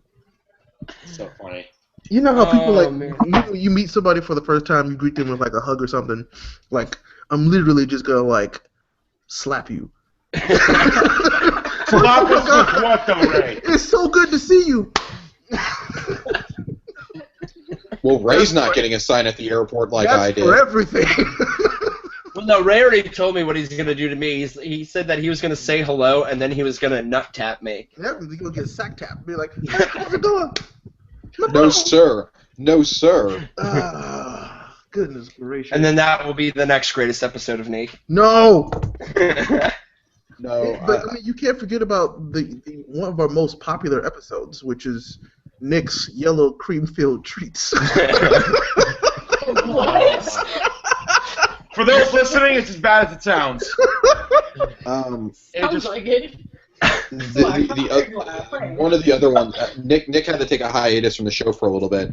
When he came back, the episode "Our Boyfriend's Back and He's Better Than Ever," and Jackie's response to that. Oh my lord! I didn't know my boyfriend had 3 boyfriends. Made me laugh so hard. I was at dinner with Chelsea when I saw that, and I busted out in the lobby of the restaurant. She's like, "What's happening?" I showed her, and so she starts asking questions just like Jackie. Wait a minute. She's like, "You're being shared with 3 other men?" and it's because this never gets talked about in real life. It's only comments online. So in real life, I have no idea until I see there's 45 likes on it. I'm like, was this a concern? She's like, yeah, we did need to talk about that actually. And I'm like, oh god, forgot that was going on online. Holy cow! Oh my god. But I mean, as much as we've had fun times, we've had some really good discussions, some really good serious talks. One that'll always stick with me was, well, 2 from the early days. One about Gen Con in Indianapolis, where they were threatening to pull out because of a religious liberty law, and I went on like an 8-minute soliloquy about it. And then the other one is the Batgirl cover. That was an homage to The Killing Joke. Both of those have it's been about a year since we did those, or rapidly approaching it. They've stuck with me since then. I still think about them periodically. Whenever people ask me, what do you think the best content that you've done is? Those 2 are always kind of towards the top of my mind. I mean, obviously, we've done a lot more since then. We've all grown and matured and learned how to express our opinions better. But those were kind of in the early days. It's like you knew you had something, like that we had that chemistry going. And then of course the very first episode we did with Nick, which is actually a movie review for Mad Max when it came out on Blu-ray, and we figured out we get to have these in-depth conversations with someone who works in that field, who is an actor, instead of it just being superficial. Award-winning actor now. Yes, thank you guys. Yeah, forgot about that. I didn't. Raise won't forget. When Expiration Date won the award, me and Josh were like, should we just go up on the stage and like collect it for him and be like, we are Nick's podcast hosts, friends. We're here to collect for the show with us. We're here to accept this award on behalf of the Academy, and run, Josh, run! Run, Lillian! Yeah, no, that's awesome. I'm glad you guys were there, and just you're right. The best thing about the podcast has been how we've been able to express our opinions. Some of them very different sometimes, and a lot of times we're right on point with each other. But we talk about it, we kind of accept it, and just kind of we allow each other to kind of just go through our opinions, and it's great. It's good to be able to talk about stuff without the being shot down or I don't agree with that. Everybody What gets do to. you mean? We agree all the time and never argue about anything. Well, this is my last day, so. Aaron, join us in our topic of the week. You have listened to the show now for a while. I always felt that you listened to the show because we have been friends for so long. What have you liked? Like, what are some of your favorite memories about the show? Well, you're exactly right, man. We've been friends since like 2008, I think. Earlier than that. Yeah, maybe. And as soon as I saw that you were doing it, I was like, well, this is something I have to listen to now because Chris is doing this. And then it was just easy to listen to all of it because it's you guys got a pretty good dynamic, and it is hilarious. I've showed it to multiple other people. I've got a handful of friends out here that I've invited to the Facebook page, and now they listen to it. We talk about it. We discuss the things that you guys discuss after listening to it, and it's fun, man. If I had to pick a favorite episode, I guess I'd be a little biased and say there was an episode named after me. But the best part of that episode wasn't even that. It was the story of Ray seeing that picture and the hot dog buns. The hot dog buns! Oh my god! Oh god! Holy Santa Claus shit! I forgot about that. Guys, Why? I have a deep cut for you. Why? General Nux. General Nux. I hate you both so much. Goddamn. The infamous Comic-Con episode where I completely butchered the name of Domhnall Gleeson's General Hux. General Nux. I had definitely been drinking that day while trying to finish my final paper for college. And when we recorded Man. I didn't even catch it at first. Everyone's like, did you really say General Nux? General Nux. General Nux. Oh god. That took like 6 or 7 months to get rid of, and now it's back. Like herpes. No. No. Nick! You can't get rid of herpes. Nick's wildly inappropriate comments at times. Yes, wildly, like wildly. Hey, you guys loved Rain Man as Bane. Remember that? Yes, brother. Oh my god. I mean, The fire rises. you can't forget. That was around for like a year, and we finally got rid of it, and now it's back. It never really. It never actually left. This show also has the perfect amount of Fast and Furious references. No, it doesn't. Yes, it is. It's perfect because Chris, Kuku, I personally have a soft spot in my heart for shitty movies. I love watching shitty movies, and the Fast and Furious franchise, hands down, the greatest shitty movie franchise of anyone's That is generation. the biggest guilty pleasure I think I've ever had. And just keep it coming, man. 'Cause There was I'm still hungry. There was actually a time in Aaron's life where he went and searched for all of the B Dolph Lundgren films. Like if Dolph Lundgren was in it, he was watching it. Oh my god. And he would text me in the middle of the night. He's like, "Have you seen the shitty Dolph Lundgren movie?" And I'm like, "No, man, because it's shitty." And he's like, "Oh, dude, it's so shitty, and I'm loving it." I'm like, "It's 3 o'clock in the morning. Why are we talking about Dolph Lundgren?" I'm the proud owner of every Vin Diesel movie as well. Because Adrift. Oh, Adrift. Yes. Does somebody have a bird? Chocobo. Chocobo Drift. They're drifting. Ray probably does because he lives in an ivory tower. It's not made of ivory. It's totally made of ivory and It's concrete. made of concrete. And it's next to Kevin Feige's tower Pressboard, of yeah. dreams and costumes. I And do there was a not Lord of the live. Rings movie based on it. I do not live next to the Eye of Sauron. That took a dramatic turn for the worse. It did. It totally did. Do we have any other really great memories, guys, from the show? I know one of mine was actually having Josh here at Pensacon and running around. We got really Slightly drunk inebriated. before the show. We got really drunk. Bushwhackers. And also the interviews. Bushwhackers. Bushwhackers were amazing. But also doing the interviews with Josh. Getting That to was meet- a lot of fun for me.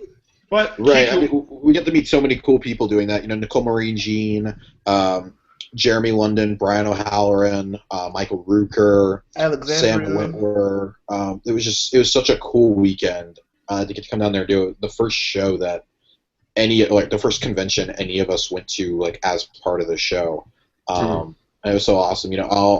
I think my favorite memory of that whole weekend. I mean, yeah, I got to interview Rooker and stuff, and that was like a dream come true for me. Someone that I really like in the industry a lot. But my favorite part of all of that was the Tony Isabella interview that we did. That really resonated with me, and now I have people ask me occasionally, like, oh, so like, what do you guys like? Y'all are really comedy based, but what kind of knowledge do you like really want to give the public? Like, that's an example of the work that I want to do, like that I want to show people. Like, these are the kinds of conversations we want to have with creative minds and with people.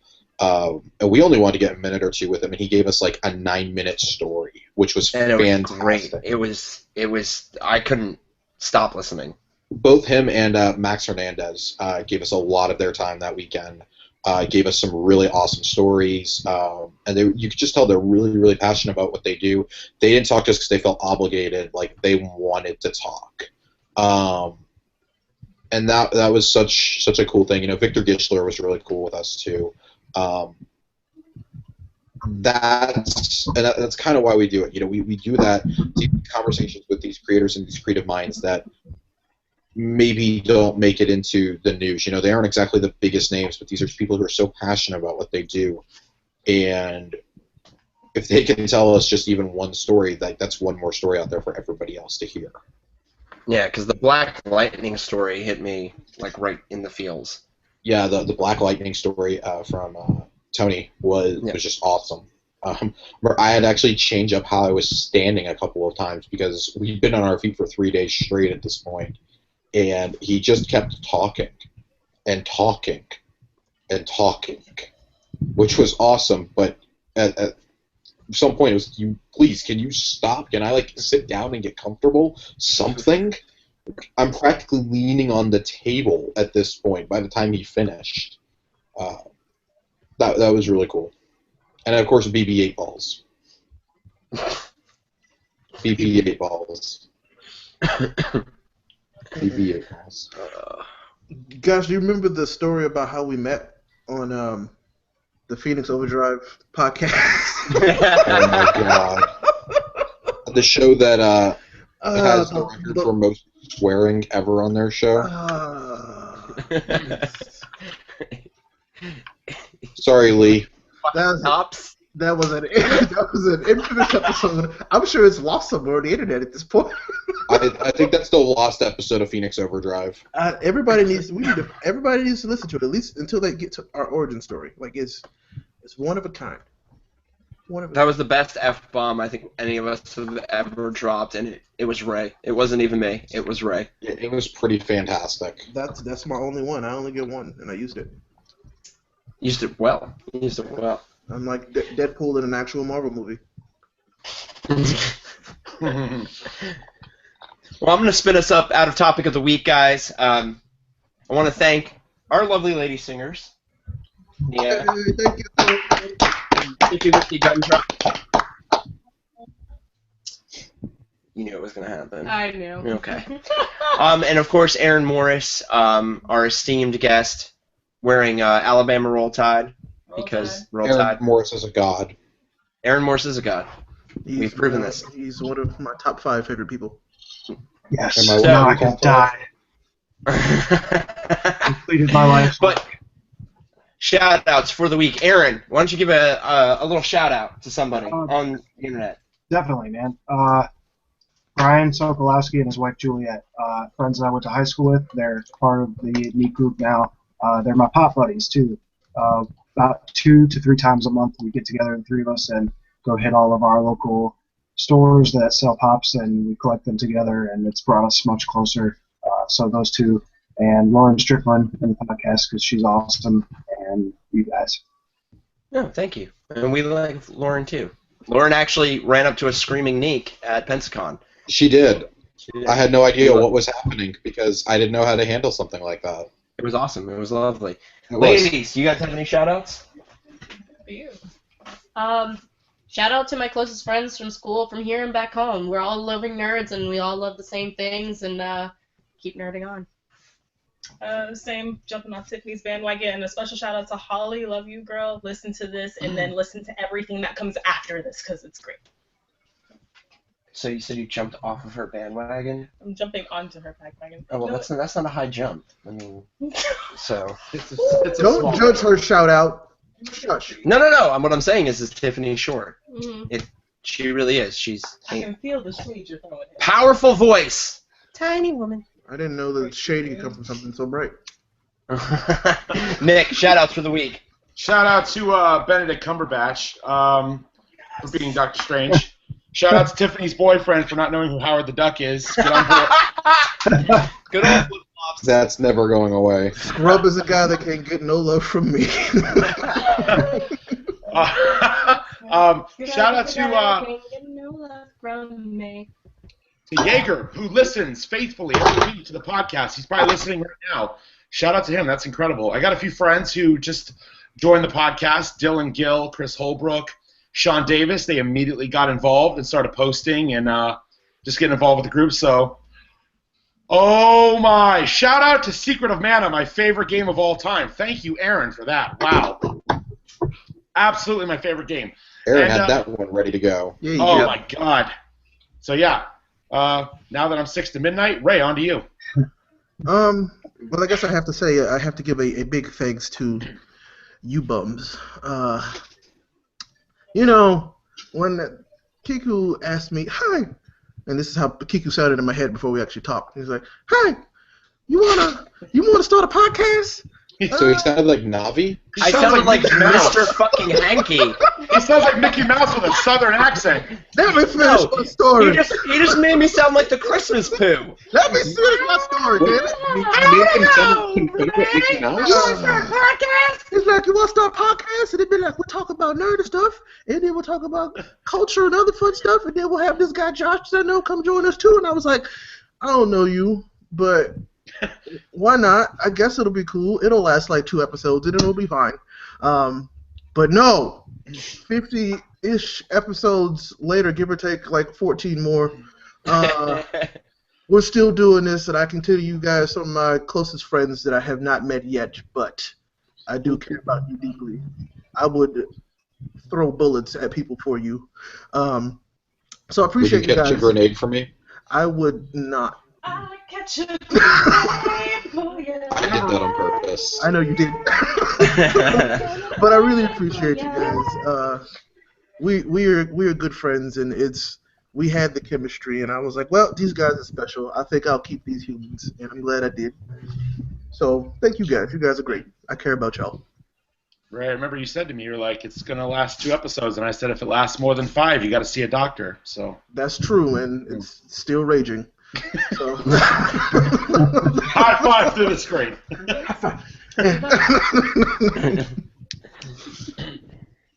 Our dear sweet demon sour cream. I have a couple this week. I mean, obligatory to you guys. This past year and a couple of months have been some of the funnest times I can remember.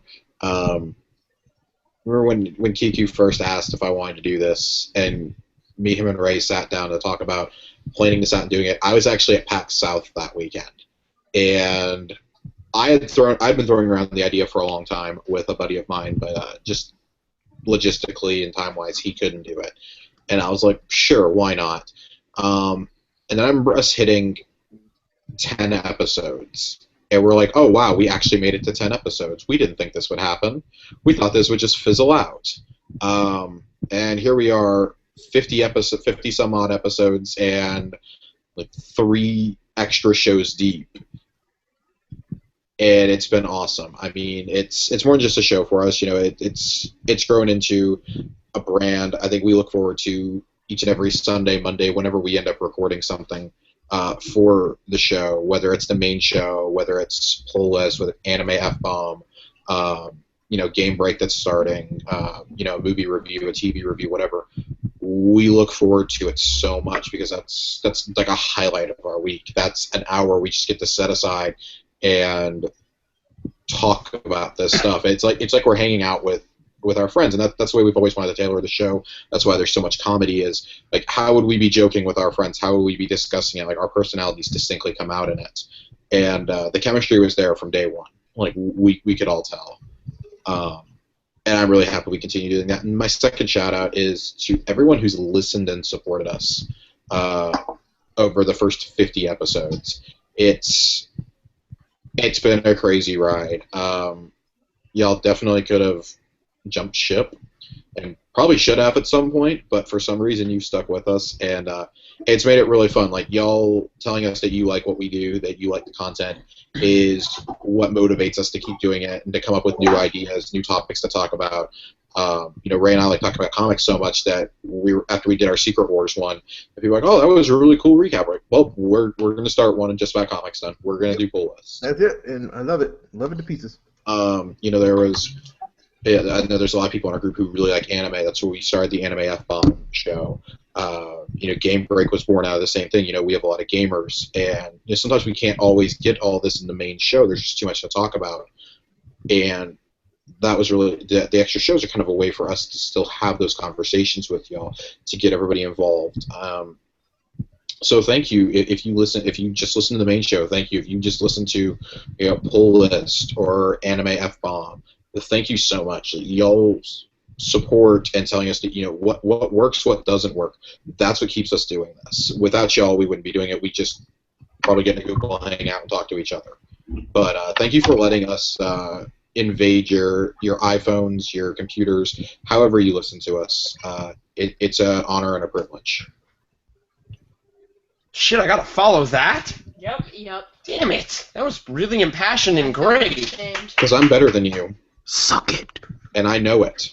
No, you're not better. Younger than me, and you have your whole life ahead of you to make. I'm a solid decade younger. Giku and I are starting our own podcast called Grumpy Old Men. I mean, I'm pretty sure that's what most of the show is. Oh yeah, God, shut up!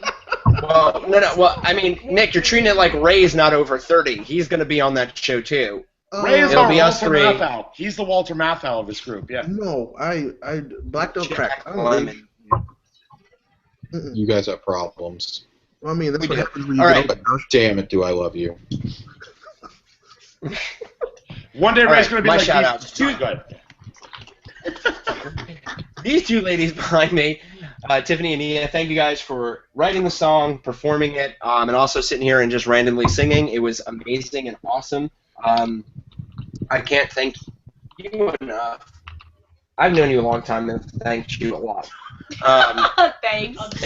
To Aaron, you've been one of my friends for the longest time. I know you've been asking to come on to the show for a while, and I'm glad we could get you on to enjoy it, to be personally here. And I don't appreciate you telling the story of me answering the door naked. I appreciated that. So thank you for that. To everyone who listens, thank you so much. You guys make it more than worth doing this, for sure. And going out and getting new content, creating new content with these guys, with our, talking to celebrities, which, is a personal joy, and it's stuff that we love to do, but at the same time, it's cool that we can share those experiences with you. Jaeger, you won the Doctor Strange competition with your creepy rendition of like an 80s horror film with all that weird stuff flying around. So I'll be sending you codes for your Doctor Strange comic books, but I do want to thank Lauren for sending me a video, and Aaron Paul as well. Aaron, pretty sure that the beer is the Eye of Agamotto for everybody. But a special thank you to you guys, you three wonderful cherubs that I so love and adore. Without you guys, none of this would have happened. No 50 episodes, no nothing. I enjoy everything that we do, everything that we put out, everything from Pull List to Game Break to Anime F-Bomb, which I kind of wish we would have had an Anime F-Bomb host here, but oh well, whatever. It's a great team, it's great stuff, and I can't wait to do more, so much more. Like going to Wichita to Ray's Ivory Tower, like Frodo went to Thulsa Doom and met Conan and James Earl Jones. It's And funny. then said, Harry, you guys still you think have I the One actually Ring. live in Kansas. That's funny. I know you live in Kansas because I just sent you a package not too long ago, so... My parcel delivery person made sure to get it to the right place. Sure, Jethro. Sure. We've had enough package talk for one podcast, guys. And with that, guys, thank you for listening to our 50th musical episode. We really appreciate it. Keep listening, and as always, Aaron, what should they do? Keep it nerdy and fast to piracy. Wait. Fair enough. Ruined.